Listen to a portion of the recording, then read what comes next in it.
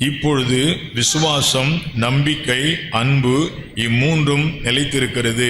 இவைகளில் அன்பே பெரியது. அன்பே பெரியது. இவைகளில் அன்பே பெரியது. எவைகளில்? விசுவாசம் இருக்குதா, நம்பிக்கை இருக்குதா, அன்பு இருக்குதா? இந்த மூன்றுல எதுதான் பெருசாம்? அன்பு தான் பெருசாம். faith, hope, love, they abide, but love is the greatest of all these. விசுவாசத்தை விட அன்பு பெரிதான். 1 கொரிந்தியர் 13ஆம் அதிகாரத்திலே முதல் வசனத்தில் என்ன சொல்கிறது என்றால், அந்நிய பாஷை பேசுவதை விட, தூதர் பாஷையை பேசுவதை விட அன்பு பெரியது என்று சொல்லுகிறார். 13ஆம் அதிகாரம் 2ஆம் வசனத்திலே தீர்க்க தரிசனத்தை விட, சகல ரகசியங்களையும் அறிகிறதை விட, மலைகளை பெயர்க்கத்தக்க விசுவாசத்தையும் விட அன்பு பெரியது என்று சொல்லுகிறார். 3ஆம் வசனத்திலே எனக்கு உண்டான யாவற்றையும் அன்னதானம் பண்ணினாலும் நான் பெரிய தியாகம் பண்றேன், sacrificial life. Love is greater than your sacrifice. Love is greater than prophesying. Love is greater than faith. நீங்க மலையே பெயர்த்துட்டீங்க, இங்க இருக்கிற மலையை விசுவாசத்தினால அங்க அப்புறப்படுத்திட்டீங்க. அதை விட எது பெருசா? அன்பு பெருசா. இந்த அதிகாரத்தினுடைய பிற்பகுதியில் 8ஆம் வசனத்தில் வாசிக்கிறோம், அன்பு ஒரு காலம் ஒழியாது, தீர்க்க தரிசனங்களானாலும் ஒழிந்து போம். எல்லாம் வாயை திறந்து சொல்லுங்க. தீர்க்க தரிசனங்களானாலும் ஒழிந்து போம், அந்நிய பாஷைகளானாலும் ஓய்ந்து போம், அறிவானாலும் ஒழிந்து போம். நம்முடைய அறிவு குறைவுள்ளது. நாம் தீர்க்க தரிசனம் சொல்லுதலும், நல்லா சொல்லுங்க, நாம் தீர்க்க தரிசனம் சொல்லுதலும். இன்றைய கிறிஸ்தவ உலகத்தில் தீர்க்க தரிசனம் சொல்ற ஊழியர்னு மார்க்கெட் ரொம்ப ஓடுது. உங்களுக்கே தெரியும். இவர் பேர் சொல்லி கூப்பிடுவாரு, இவர் வெளிப்பாடு சொல்லுவாரு அப்படின்னு நிறைய மக்கள் டிவிக்கு எதிர்க்க உட்கார்ந்துட்டு, most of the Christians are fascinated, attracted towards the prophetical ministry. தீர்க்க தரிசன ஊழியர்னா அவ்வளோ முக்கியம் கொடுத்து அதை பார்த்துட்டு இருப்பாங்க. நம்ம பாஸ்ட்டுக்கு அதெல்லாம் வராதுங்க, அவருக்கு தீர்க்க தரிசனம் வர இல்லைங்கன்னுடுவாங்க. வசனம் சொல்லுது, நல்ல காதுள்ளவும் கேட்டுக்கொள்ளுங்க, தீர்க்க தரிசனத்தை விட எது முக்கியமா? அன்பு பெருசா. Love is greater than prophesying. Love is greater than faith. உங்கள்கிட்ட பெரிய விசுவாசம் இருக்குது, உற்றுநோயை சுகமாக்குறீங்க, மலைகளை பெயர்க்கிறீங்க, முடவரை நடக்க வைக்கிறீங்க. அதை விட எது பெருசா? அன்பு பெருசா. எனவே இன்றைக்கு நான் உங்களுக்கு சொல்லிக் கொள்ளுகிற செய்தி என்ன தெரியுங்களா? அன்பு மையம் கொண்ட கிறிஸ்தவ வாழ்க்கை வாழ ஆரம்பியுங்கள். Begin to live a life that is centered around love. Love oriented Christian life. அன்பை மையம் கொண்ட கிறிஸ்தவ வாழ்க்கை வாழ ஆரம்பியுங்கள். தீர்க்க தரிசனத்தை குறை சொல்லல. ஏசாயா, எரேமியா, எசேக்கியேல், தானியேல் இந்த தீர்க்கதரிசிகளுடைய ஊழியம் வேறு, எலியா, எலிசா போன்ற தீர்க்கதரிசிகளுடைய நிலைமை வேறு. ஏசாயா, எரேமியா அவர்கள் வசனத்தை பிரசங்கித்தார்கள். அவர்களுக்கு பெயர் வேர்ட் ப்ராஃபட்ஸ் என்று பெயர். இன்னொரு பெயர் கிளாசிக்கல் ப்ராஃபட்ஸ் என்று பெயர். வசன தீர்க்கதரிசிகள். அவங்க பேர் சொல்லி கூப்பிடுற வேலையெல்லாம் அவங்களுக்கு கிடையாது. அற்புத அடையாளம் செய்ய மாட்டாங்க. எலியா அவர் இயேசுவை பற்றி ஒன்றும் சொல்லவில்லை, சபையை பற்றி ஒன்றும் சொல்லவில்லை, 2ஆம் வருகை பற்றி ஒன்றும் சொல்லவில்லை, சிலுவை மரணத்தை பற்றி ஒன்றும் சொல்லவில்லை. எலியா ஒரு புரட்சி தீர்க்கதரிசி, ரெவல்யூஷனரி ப்ராஃபட். ரெவல்யூஷனரி ப்ராஃபஸி அந்த கொஞ்ச காலத்துக்கு தான், டைம் பீயிங், ஒரு மூதான் நடக்கும். வசன தீர்க்கதரிசி வாழ்க்கை முழுவதற்கும் பயன்படும்.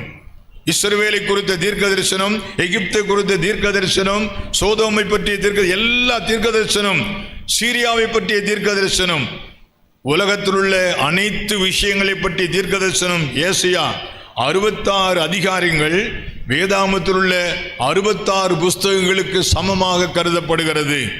அப்படியானா புரட்சி தீர்க்கதரிசி விட எந்த தீர்க்கதரிசி பெருசு? வசன தீர்க்கதரிசி தான் பெருசு. உண்மையான தீர்க்கதரிசி யார்?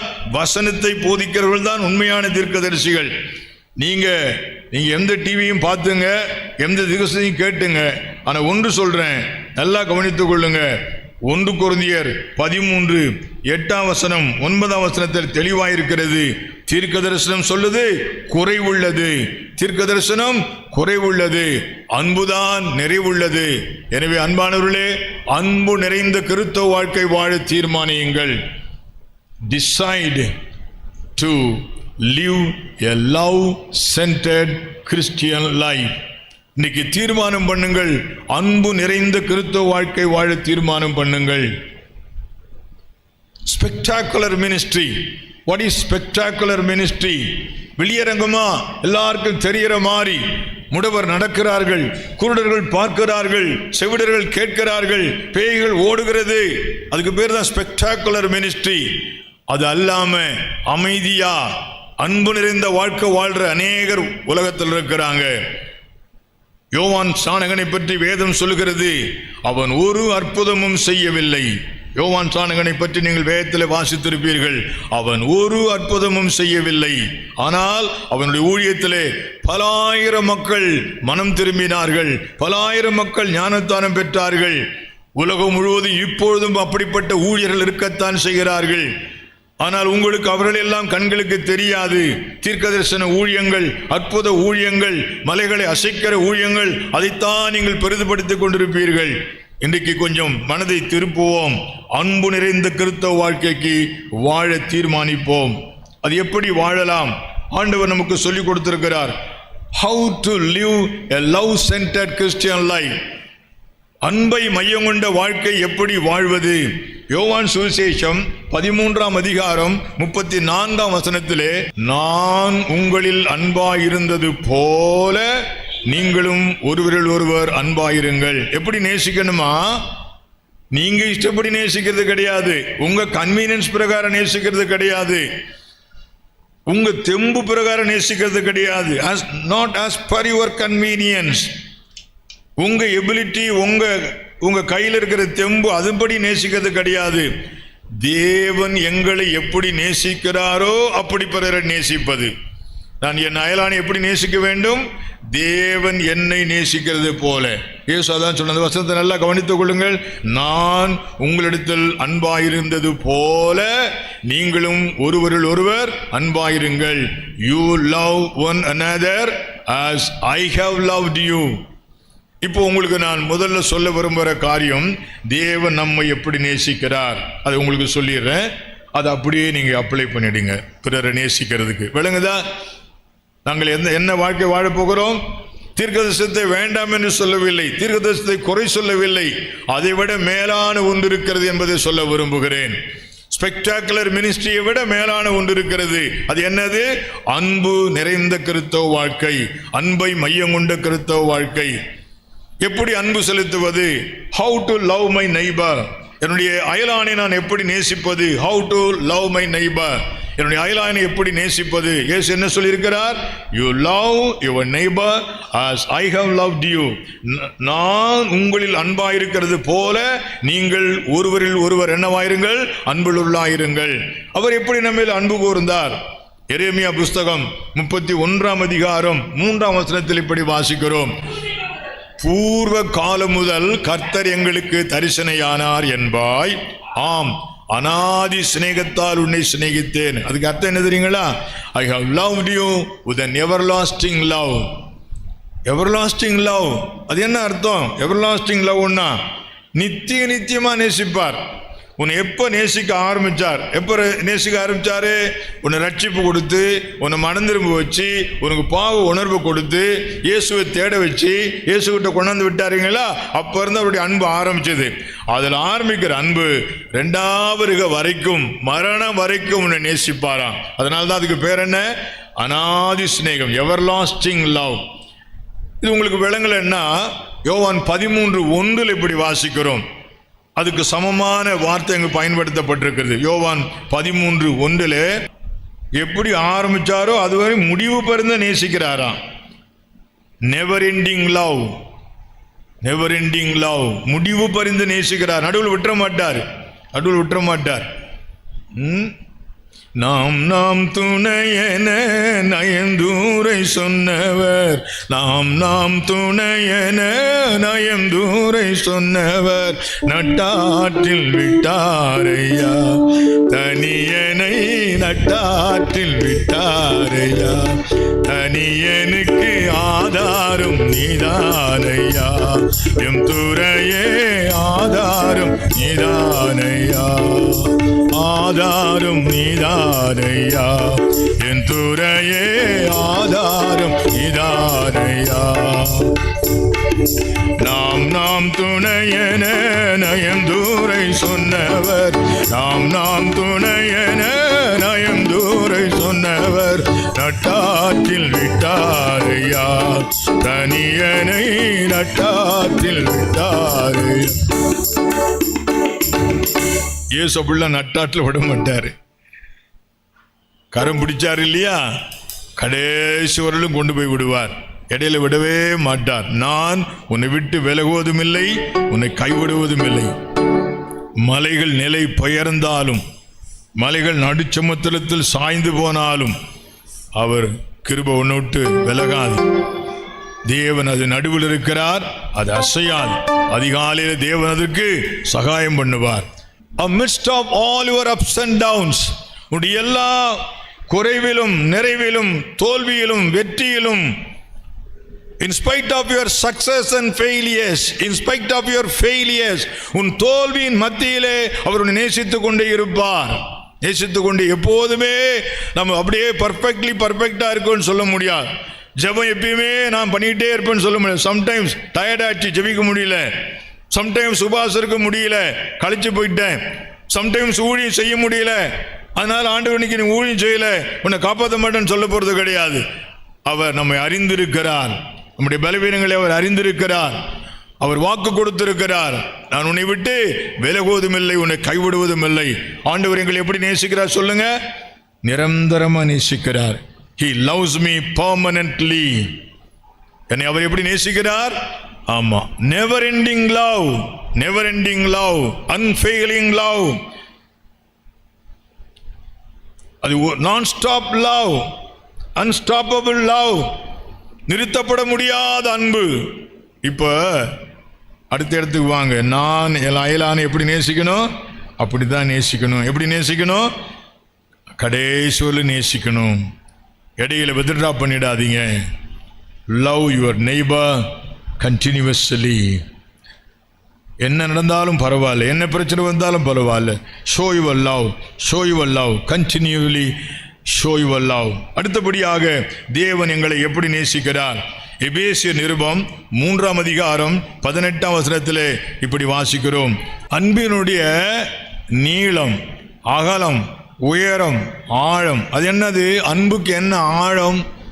How deep is God's love? தாவீது சொல்றான், நான் பாதாளத்தில் படுக்கை போட்டாலும் உமது கை என்னை அங்கே பிடிக்கும். அவ்வளோ பெரிய பள்ளத்தில் விழுந்துட்டேன். I have fallen in such a pit, so deep. பாதாளத்தை போல அடியாழத்தில் விழுந்துட்டேன். ஆனா ஆண்டவர் அன்பு அங்க கூட வந்து உன்னை தூக்கி விடுமா? அவ்வளோ ஆழம்.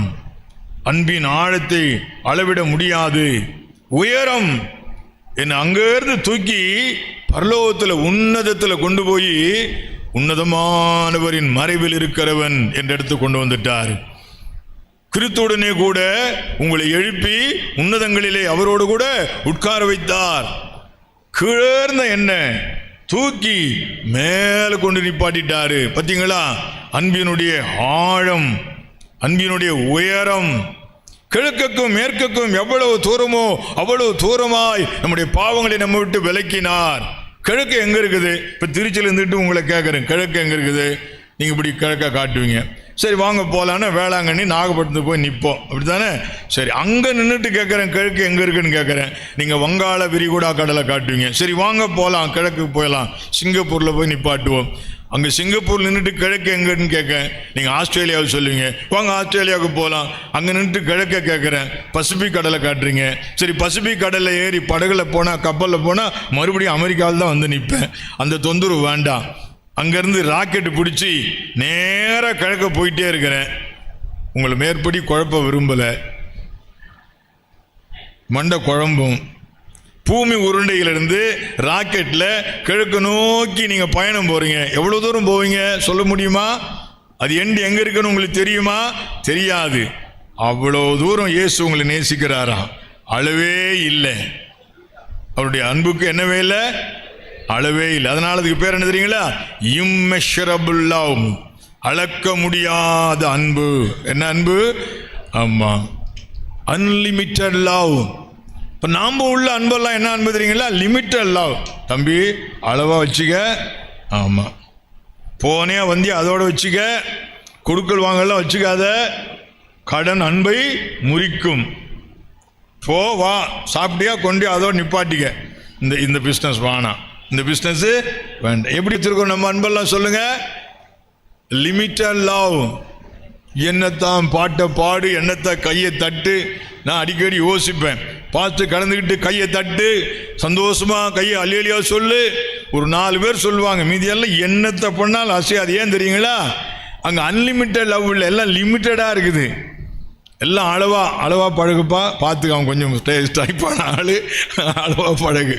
ஆமாம், அந்த ஃபேமிலியோடு கொஞ்சம் லிமிட்டடாக வச்சுக்க, ரொம்ப போகாத, பிரச்சனை.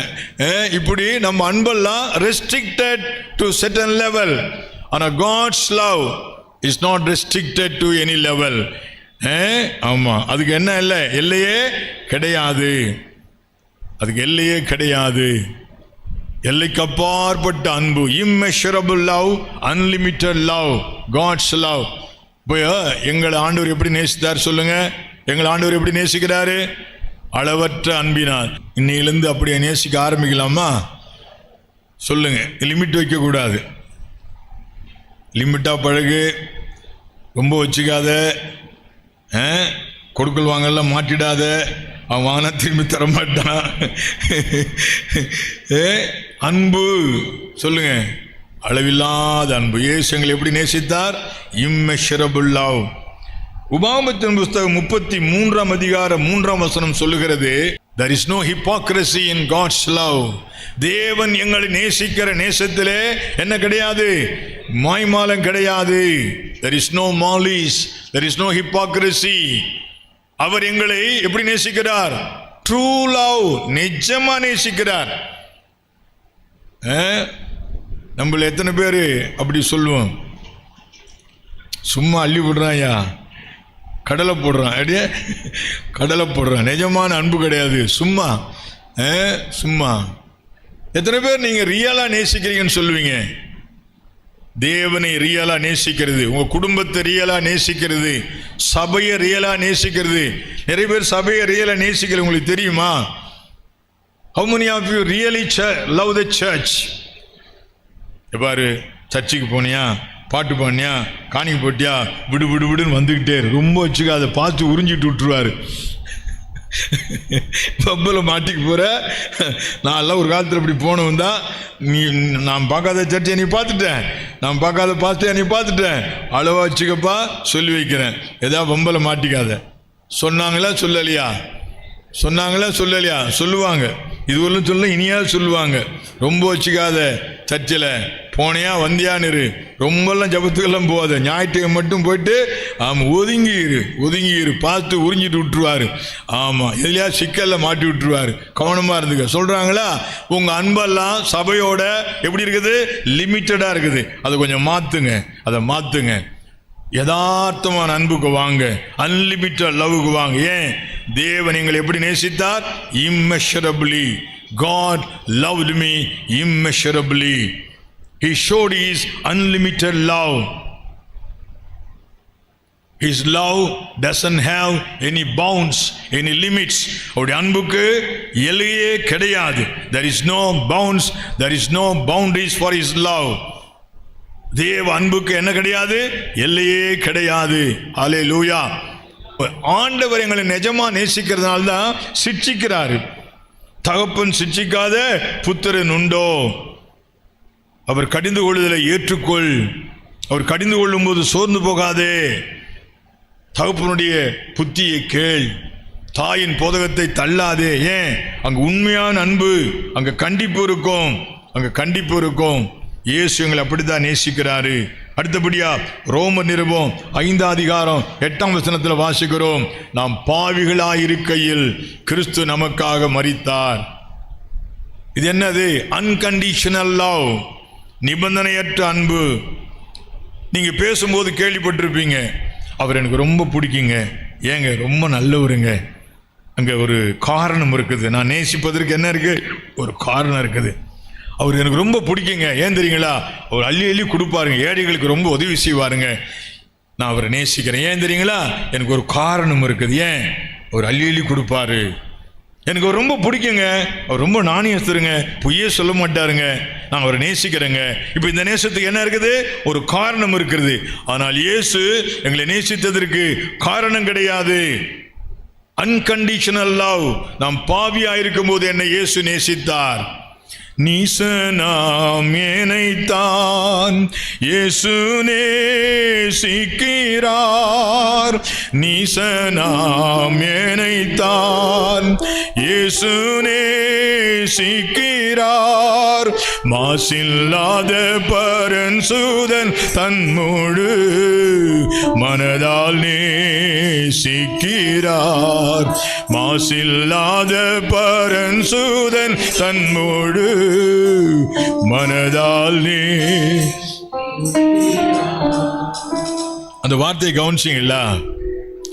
நீசனாம் என்னைத்தான் இயேசு நேசிக்கிறார். யாரு? ரொம்ப மோசமான ஆளு, என்னத்தான் இயேசு நேசிக்கிறார். நேசிக்கிறவர் யார் தெரியுங்களா? மாசில்லாத. விளங்குதா? விளங்கலையா? மாசில்லாதவர் என்னை நேசிக்கிறார். ஆனா மாசுள்ள மனிதன் என்னை நேசிக்க மறுக்கிறான். Understand me? மாசுள்ள மனிதன், பாவியான மனிதன் என்னை நேசிக்க மறுக்கிறான். The sinful man refuses to love me, but that sinless God, he extends his love towards me abundantly. பாவமில்லாத ஆண்டவர் ஏராளமாய் என்னில் அன்பு கூறுகிறார். The sinless God extends his love towards me abundantly. The sinful man refuses to love you. பாவமுள்ள மனிதன் உம்மை நேசிக்க மறுக்கிறான். நீசனாம் ஏனைத்தான். உணர்ந்து பாடுங்களா? சிரிச்சுக்கிட்டே பாடலாம். சொல்லுங்க. நீசனாம் ஏனைத்தான் இயேசு நேசிக்கிறார். மாசில்லாத பரன்சுதன் தன் முழு மனதால் நேசிக்கிறார். மாசில்லாத பரன்சுதன் தன் முழு மனதாலே நேசிக்கிறார். ஆசை இயேசு என்னை அன்பாய் நேசிக்கிறார். ஆசை இயேசு என்னை அன்பாய் நேசிக்கிறார். அதை நினைந்தவர் அன்பின் கரத்துளே ஆவலாய் பரப்பே. அதை நினைந்தவர் அன்பின் கரத்துளே ஆவலாய் பரப்பே. இந்த பாட்டை நான் பாடும்போது என்னை பற்றியே நினச்சிக்கிறேன். இப்போ கொஞ்ச நாளாக ஆராதனை செய்வதற்கோ பிரசங்கம் வைப்பதற்கோ போதிய பலன் எனக்கு கிடையாது. வந்து நிற்கிறதா எனக்கு தெரியும். I am just carried by the Holy Spirit. அடுத்தபடியா 1 யோவான் 4ஆம் அதிகாரம் 18ஆம் வசனத்திலே, 1 யோவான் 4ஆம் அதிகாரம் 18ஆம் வசனத்திலே, பூரண அன்பு பயத்தை புறம்பே தள்ளும். பூரண அன்பு, பர்ஃபெக்ட் லவ், பர்ஃபெக்ட் லவ்.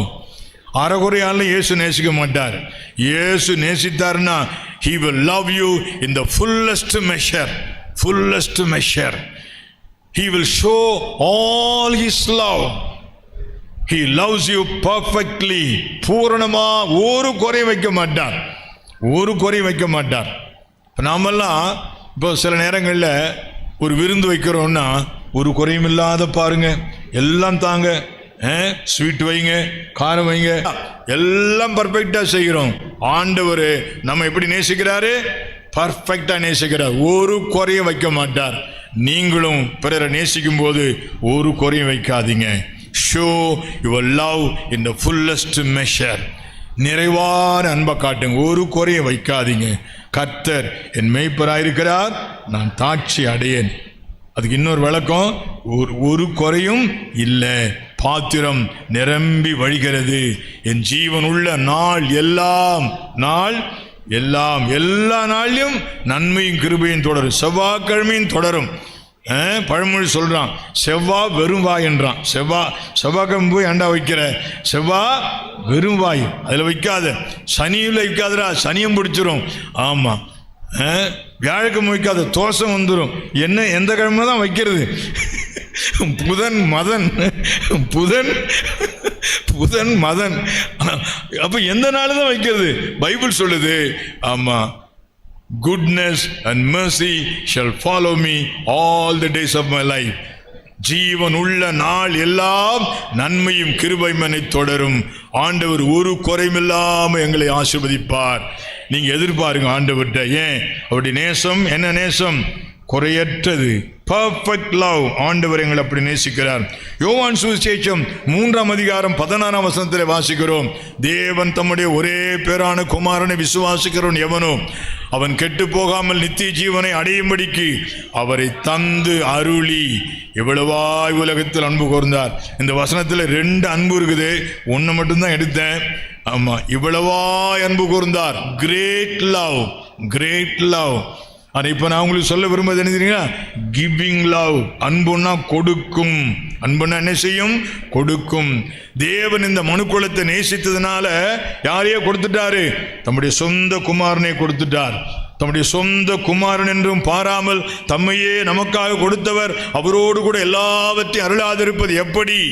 அன்பு கொடுக்கும், அன்பு கொடுக்கும். அவனை நேசிக்கிற பிரதர், ஆனால் இந்த வேலை மட்டும் வேணாம், கொடுக்கல் வாங்கல் மட்டும் வேண்டாம், அப்படிலாம் ஆண்டவர் சொல்ல மாட்டார். ஆண்டவர் கொடுத்து கொண்டே இருப்பார், கொடுப்பார். என்ன, என் நாமத்திலே எதை கேட்டாலும் தருவேன். அது யாராவது சொல்ல முடியுமா? ஆண்டவரை தவிர யாராவது சொல்ல முடியுமா? வேதாமத்திலே ஒரு பெரிய வாக்குத்தத்தம், அதுதான் ஒரே ஒரு வாக்குத்தத்தம் தான் வேதாமத்திலே. It encompasses every blessing in itself. எல்லா ஆசீர்வாதத்தின் தன்னகத்தை கொண்டது. எது? ஜான் 14:14, யோவான் 14:14. என் நாமத்திலே எதை கேட்டாலும் தருவேன், எதை கேட்டாலும் தருவேன். அதை பிடிச்சிக்கிட்டு நீங்க ஜெபம் பண்ணுங்க, அதை பிடிச்சிக்கிட்டு ஜெபம் பண்ணுங்க. கர்த்தருக்கு ஸ்தோத்திரம். Praise the Lord. லூக்கா சுவிசேஷம் 7:47 ஒரு பெண்மணி இயேசுவின் பாதத்தில் விழுந்து கண்ணீரால் நனைத்து தலைமயிரால் துடைத்து ஆண்டவர் பாதத்தில் விழறா. ஆண்டவர் சொல்றாரு, இவள் என்னிடத்தில் அன்பு கூர்ந்தாள், இவளுடைய பாவத்தெல்லாம் மன்னிச்சிட்டேன். forgiving love, மன்னிக்கிற அன்பு, மன்னிக்கிற அன்பு. அன்பு இருந்தா என்ன செய்யும்? மன்னிக்கும். தேவன் என்னை நேசித்ததுனால என் பாவத்தெல்லாம் மன்னிச்சிட்டாரு, என் பாவத்தெல்லாம் மன்னிச்சிட்டாரு. நீங்க பிறரை நேசிக்கிறீங்கன்னா நீங்கள் என்ன பண்ணிடுங்க? மன்னிச்சிடுங்க. forgive your neighbor. God has forgiven you. தேவன் உன்னை மன்னித்தார். நம்மால் என்ன சொல்றான்? மன்னிச்சிடுறேன், ஆனா இனிமே வச்சுக்காத. It's not real love, it's not real love. மன்னிச்சிட்டியா?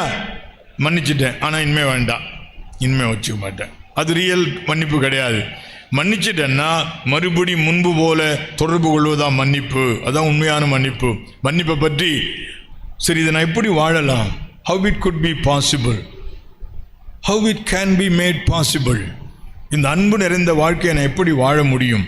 ரோம நிருபம் 5:5 மேலும் நம்ம கருளப்பட்ட பரிசுத்த ஆவியினாலே தேவனுடைய அன்பு நம்முடைய இருதயங்களில் ஊற்றப்பட்டிருக்கிறது, ஊற்றப்பட்டிருக்கிறது. நீங்க ப்ராஃபட்டிக்கல் அனாயிண்டிங் கேள்விப்பட்டிருப்பீங்க, தீர்க்க தரிசன அபிஷேகம், ஹீலிங் அனாயிண்டிங் கேள்விப்பட்டிருப்பீங்க, பவர் அனாயிண்டிங் கேள்விப்பட்டிருப்பீங்க. ஆனா பைபிள்ல இன்னொரு அனாயிண்டிங் இருக்குது. அது என்ன தெரியுங்களா? லவ் அனாயிண்டிங், அன்பின் அபிஷேகம். அன்பின் அபிஷேகத்தால் என்னை நிரப்பி நடத்துகின்றார். அன்பின் அபிஷேகத்தால் என்னை நிரப்பி நடத்துகின்றார். சாத்தானின் வலிமை வெல்ல அதிகாரம் எனக்கு தந்தார். சாத்தானின் வலிமை வெல்ல அதிகாரம் எனக்கு தந்தார். அவர் அன்பின் அபிஷேகத்தால் என்னை நிரப்பி நடத்துகின்றார். அவர் அன்பின் அபிஷேகத்தால் என்னை நிரப்பி நடத்துகின்றார். சாத்தானின் வலிமை வெல்ல சாத்தானின் வலிமை வெல்ல அதிகாரம் எனக்கு தந்தார். அதிகாரம் எனக்கு தந்தார். இன்னைக்கு பைபிள்ல இன்னொரு அனாயிண்டிங் இருக்குது, உங்களுக்கு அநேகருக்கு அது தெரியல. அதுக்கு பேர் லவ் அனாயிண்டிங், அன்பின் அபிஷேகம், சுகமளிக்கும் அபிஷேகம், ஸ்பெக்டாகுலர் மினிஸ்ட்ரி. அது எல்லாருக்கும் ஊரெல்லாம் தெரிகிற ஊழியம். பவர் அனாயிண்டிங், அடே அப்பா தொட்ட உடனே பேய் ஓடுது, கையை நீட்டினா பேய் ஓடுது, இப்படி கையை நீட்டினா விழறான். பவர் அனாயிண்டிங், அதுதான் நீங்க கேள்விப்பட்டிருப்பீங்க. You are fascinated towards that, attracted towards that. But there is one more higher anointing. அதை விட உயர்ந்த ஒரு அனாயிண்டிங் இருக்கிறது. That is greater than prophetic anointing. தீர்க்க தரிசன அபிஷேகத்தை விட உயர்ந்த ஒரு அபிஷேகம் ஒன்று உண்டு. சுகமளிக்கும் அபிஷேகத்தை விட உயர்ந்த ஒரு அபிஷேகம் உண்டு. வல்லமை அபிஷேகத்தை விட உயர்ந்த ஒரு அபிஷேகம் உண்டு. அது என்ன அபிஷேகம்? அன்பின் அபிஷேகம். அதற்காக ஜெபம் பண்ணுங்கள், உபவாசம் இருங்கள், ஆண்டவர்கிட்ட கேளுங்கள், ஆண்டவரே அந்த அன்பின் அபிஷேகத்தை எனக்கு தாங்கப்பா. அது ஒரு வரம், அது ஒரு வரம். வியாதிகளை சுகமாக்கும் வரம், அற்புதங்களை செய்யும் வரம், தீர்க்கதரிசன வரம் என்ற வரிசையிலே அது ஒரு வரம். அன்பு ஒரு வரம், அதை பெற்றுக்கொள்ளுங்கள். 1 கொரிந்தியர் 12ஆம் அதிகாரம் வரங்களை பற்றி பேசிக்கொண்டு வருகிறார். அந்த அதிகாரத்தின் முடிவிலே சொல்லுகிறார், இன்னும் மேன்மையான வழி உங்களுக்கு காண்பிப்பேன். I shall show you more excellent way. இதைவிட மேன்மையான வழியை காட்டுவேன் என்று சொல்லி 1 கொரிந்தியர் 13ஆம் அதிகாரத்தில் அன்பை பற்றி தனியாக விளக்குகிறார். அன்பு ஒரு வரம். வேறு எந்த வரம் இல்லாட்டியும் அந்த வரத்தை பெற்றுக்கொள்ளுங்கள். இன்று முதல் அப்படி ஒரு வாழ்க்கை வாழ தீர்மானியுங்கள். அன்பு மையம் கொண்ட கிறிஸ்தவ வாழ்க்கை.